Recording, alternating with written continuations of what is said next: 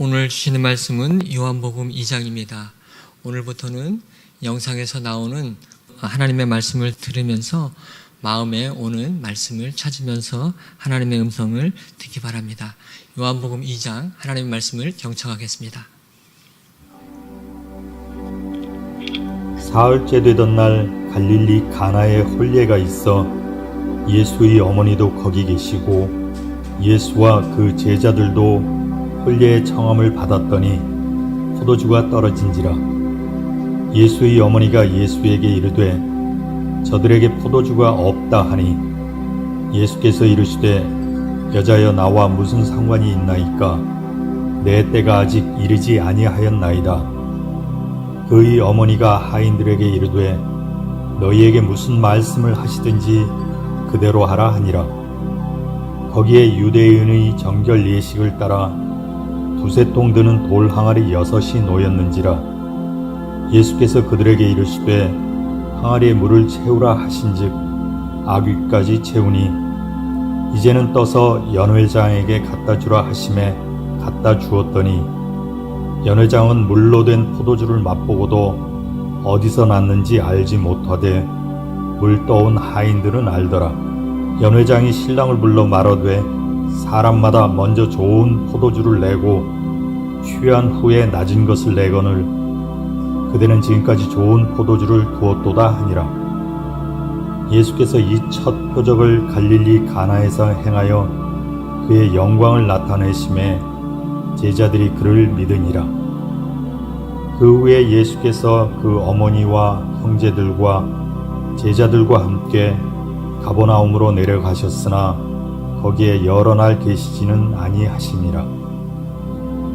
유대인의 유월절이 가까운지라 예수께서 예루살렘으로 올라가셨더니 성전 안에서 소와 양과 비둘기 파는 사람들과 돈 바꾸는 사람들이 앉아 있는 것을 보시고 노끈으로 채찍을 만드사 양이나 소를 다 성전에서 내쫓으시고 돈 바꾸는 사람들의 돈을 쏟으시며 상을 엎으시고 비둘기 파는 사람들에게 이르시되 이것을 여기서 가져가라. 내 아버지의 집으로 장사하는 집을 만들지 말라 하시니 제자들이 성경 말씀에 주의 전을 사모하는 열심이 나를 삼키리라 한 것을 기억하더라.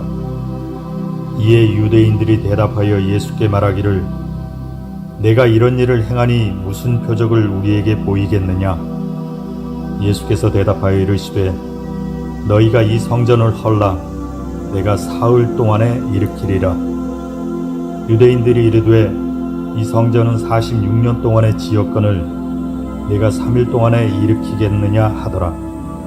그러나 예수는 성전된 자기 육체를 가리켜 말씀하신 것이라.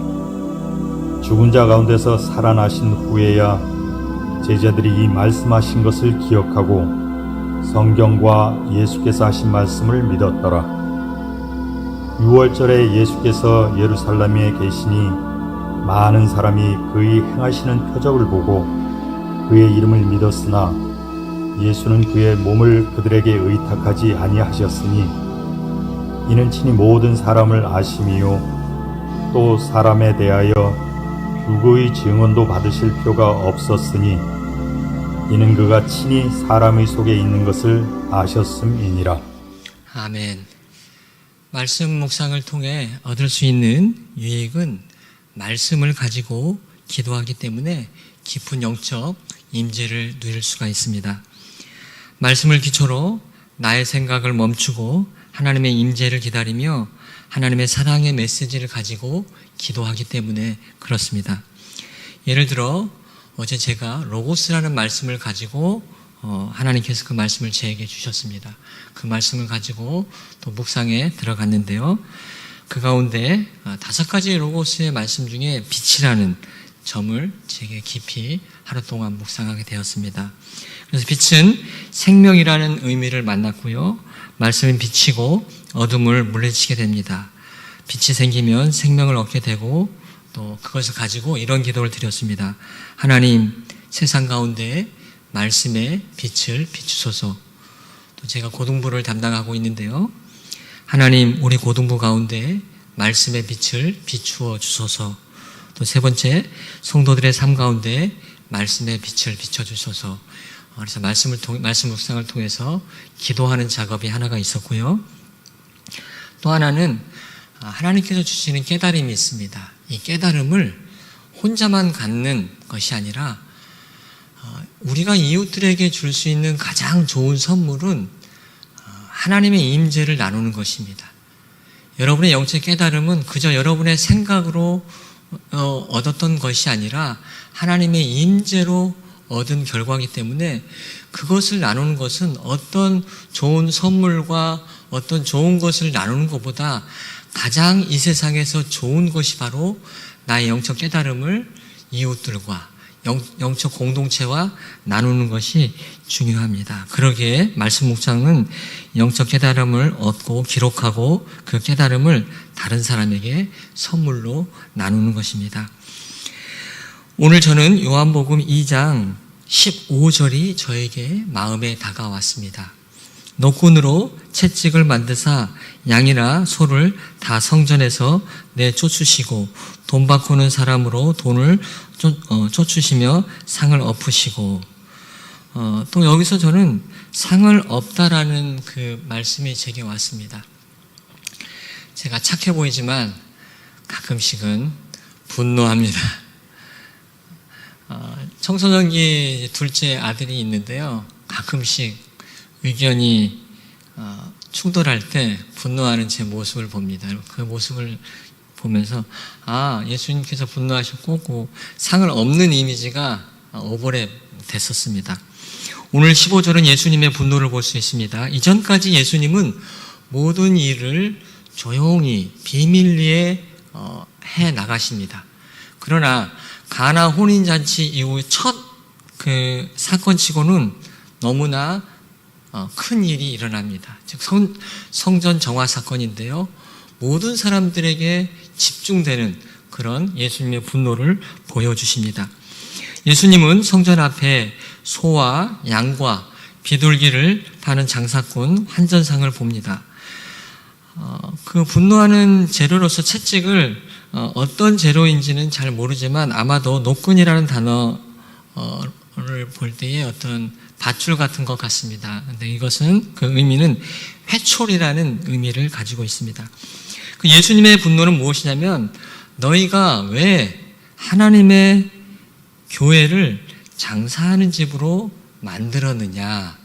이것은 바로 성전 모독이라고 생각하셨습니다. 그래서 예수님은 성전을 아버지의 집, 기도하는 집으로 이야기하고 있습니다. 즉 자신이 또한 친히 성전이 된다라고 말하고 있습니다. 우리 몸이 성전인 것이죠. 후반부에 성전을 헐고 친히 주님께서 자신의 몸으로 새로운 성전을 세우신다라고 선언하고 있습니다.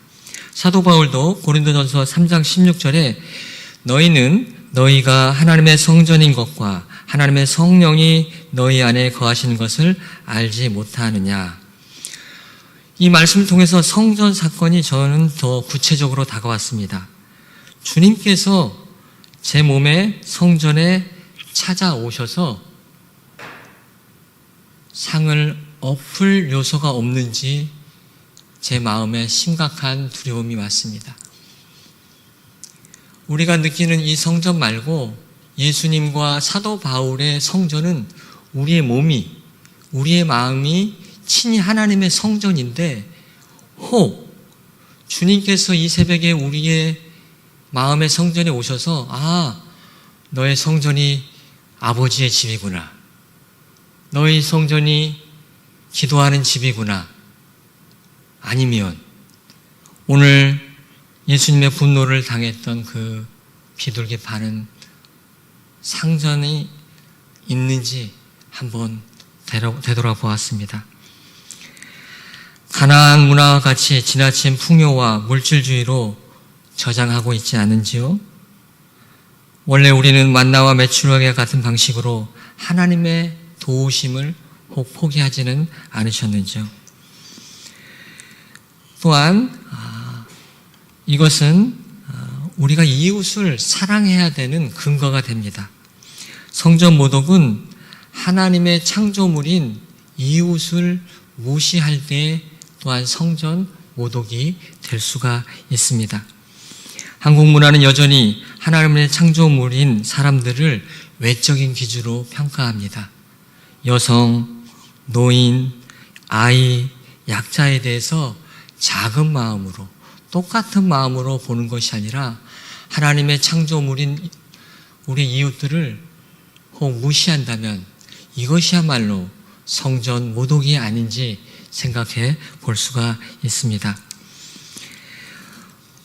또한 제 안에 권력이나 돈에 연약한 마음을 보면서 이것이 바로 내 마음의 성전에 있는 비둘기상이 아닌지 돌아보면서 예수님께서 그 상을 엎으도록 마음속에서 허락하는 시간을 가졌습니다.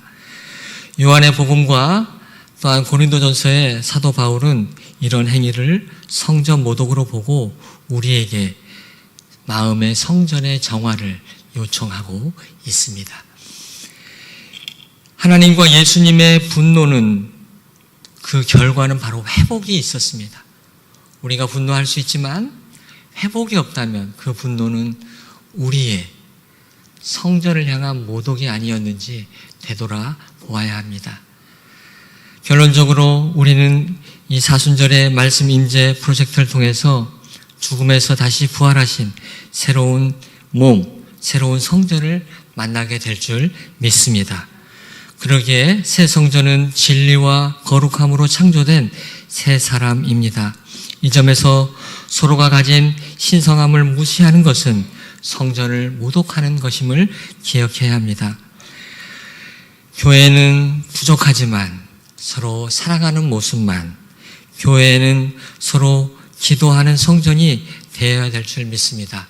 이때 우리는 서로 영적으로 연결되고 영적인 가족이 될 줄 믿습니다.